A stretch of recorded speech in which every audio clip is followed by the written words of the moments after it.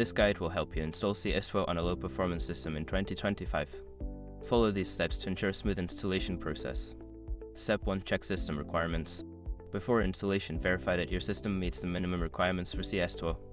This includes checking your CPU, RAM, and graphics card specifications to ensure compatibility. Step 2. Download the game. Visit the official game website or a trusted platform to download the CS2 installation file. Make sure to select the version optimized for low-performance systems if available. Step 3. Prepare your system. Close any unnecessary applications to free up system resources. It may also be helpful to update your graphics drivers and ensure your operating system is up to date for better performance. Step 4. Install the game.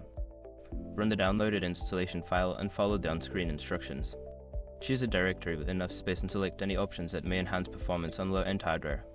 Step 5. Adjust game settings. After installation, launch the game and access the settings menu. Lower the graphics settings, disable unnecessary features, and adjust the resolution to improve performance on your system.